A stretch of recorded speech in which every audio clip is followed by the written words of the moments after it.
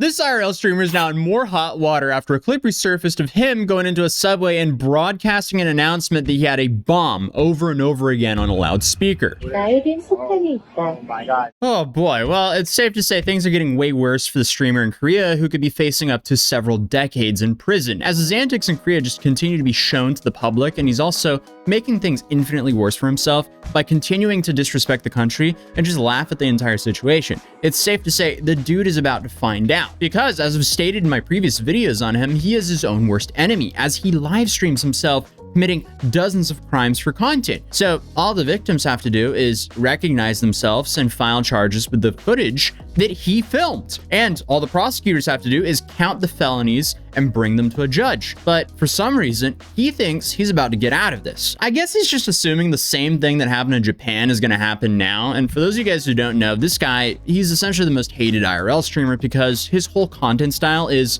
harassing random people in public, and I guess just seeing how much he can get away with. Then when he's confronted, he puts on this act like, oh, I did nothing wrong, and he has no idea why people are calling the police on him. He did this in Japan for a long period of time, but ended up getting arrested and spent roughly 3 months in jail for this. And at the end of the day, they let him go, as he apologized and lied in court. But later on, he deleted that apology, took it all back, and then bragged about lying in court. Then I guess he went to Israel, continued the same style of content, was detained by the police and beat up by civilians multiple times before fleeing the country with an emergency passport, as his main American passport was allegedly taken away from him. This is an important detail now, as since he's gone to Korea and continued the same antics, but way worse. And that led him to being travel banned, but that hasn't stopped him from continuing to taunt the public and flex that he has this emergency passport, even though he can't go anywhere with it. As the Korean government, they've taken away his main passport and he's been banned from leaving the country. Which leaves us with another very popular question. Why is he not arrested? Well, he's been booked and released until trial and travel banned until the verdict. Now, apparently the reasons they're doing it this way is because they don't want to house him. Like, they've removed his passport, so he isn't really a flight risk. Essentially, they want to put the burden on him to provide for himself, because now he's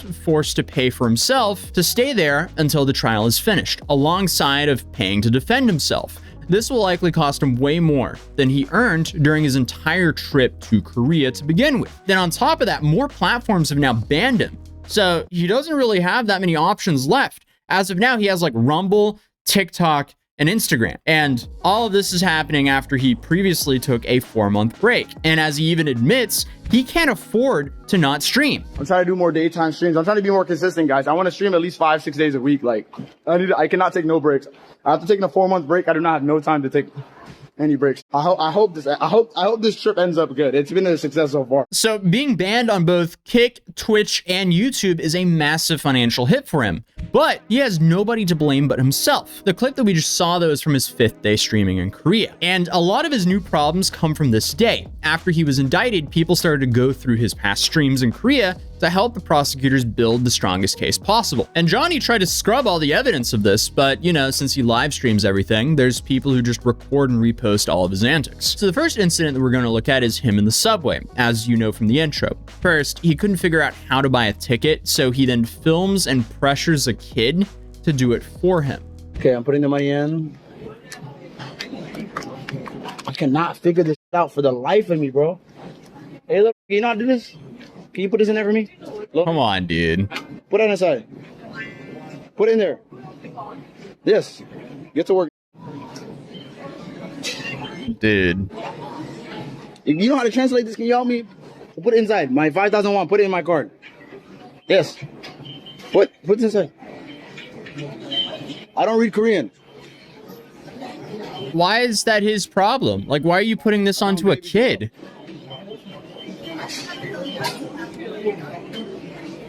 I don't want to traumatize this little. I'll do it myself. Like, what are you doing? That kid did not consent to being bullied into helping you for your own content. Nobody wants to see their kid being talked to like that, especially when the kid is just trying to help. But after fumbling with the machine for about 5 minutes, he makes his way to the subway where he starts to, you know, do his usual, harass people for content. And here you have these back-to-back text-to-speech donations with some of the most disrespectful stuff you can imagine.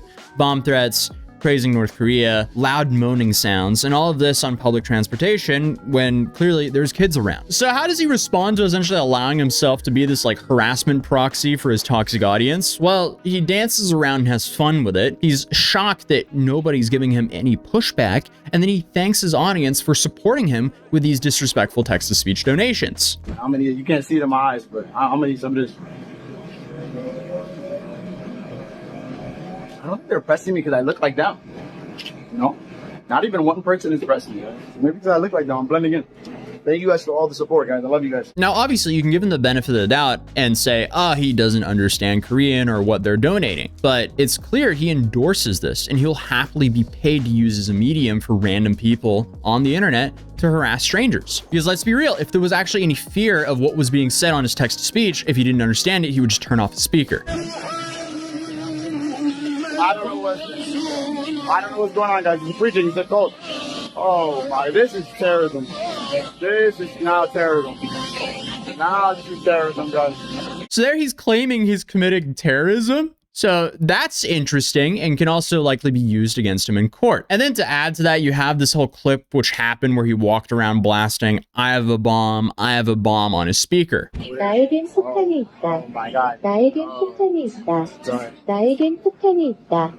나에겐 폭탄이 있다. 나에겐 폭탄이 있다. 나에겐 폭탄이 있다. 나에겐 I know, sir. 폭탄이 있다. Sorry.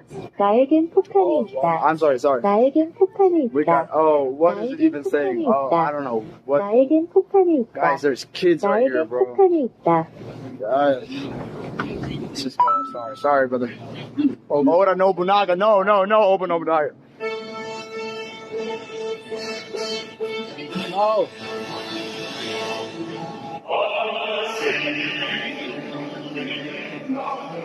Oh my God. Everyone's looking at me. Dude. But the cops then show up, so he starts blaming some random people for snitching. You called them? You? I think it was that guy that snitched. But after being kicked off of the subway by the police, he then claims he's uncancelable. Somalis can never get canceled. Never, bro. And honestly, the only way I can be canceled is if I cancel myself.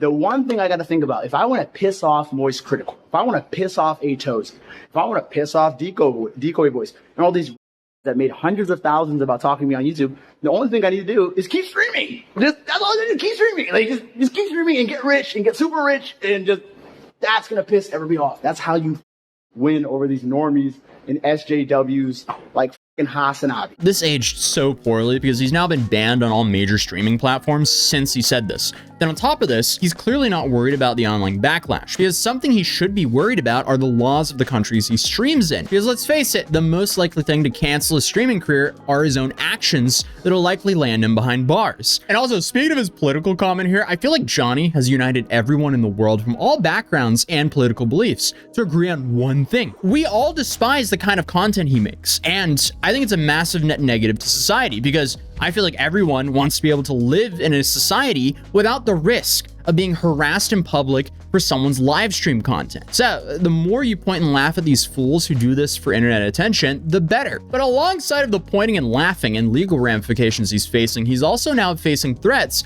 from people that are being aired on a national Korean TV station. Don't come back to America, Mr. Somali. Somali, just know, wherever you go, if there are Korean people, Okay, so he's getting threats from Americans now? we're not to be with. You us in LA, we go on the roofs and literally snipe you, mother. YouTube personality Johnny Somali, who's been making headlines ever since making a nuisance of himself in South Korea, seems to have a new target on his back. Not by angry Koreans, but by Korean Americans who even claim to have gang affiliations. For those out of the loop, the streamer was recently indicted by South Korean authorities for his offensive commotions. That is such a bad clip.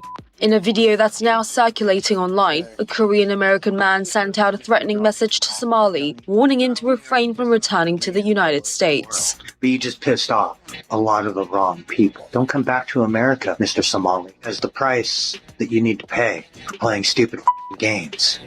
Earlier last week, Somali talked with American streamer Caldo during a live stream where he shared his plan to return home.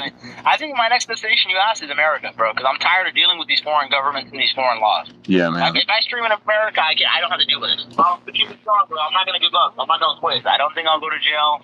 I think if I don't go to jail, it's going to be a big win, and then I can laugh on all these creators on Rumble. Notice how he said Rumble, as he doesn't have any of the main platforms left. But yeah, that would be interesting to see him stream like he's doing now in the US. So that'll be interesting to see how long that lasts. And that is if he gets out of Korean jail in a short enough time to where he can get to the US and still have a relevant streaming career. It's not known yet how the Korean authorities will deal with Somali's case. And while he seems confident he'll avoid doing any jail time, he should be less sure about being welcomed back in America, as many Americans, both of Korean descent and regular people, have expressed their embarrassment as well as anger towards the YouTuber who's been making an American look pretty bad in places like Israel, Japan, and Thailand. Yeah, I feel like the general consensus here in the US is like, hey, Korea, just keep him over there.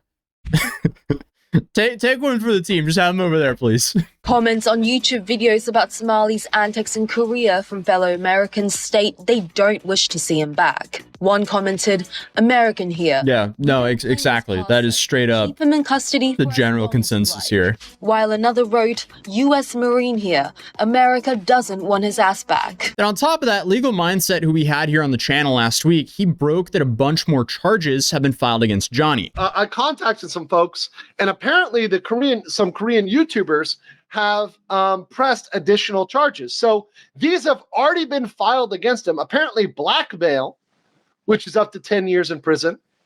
The ones in the green have already been filed.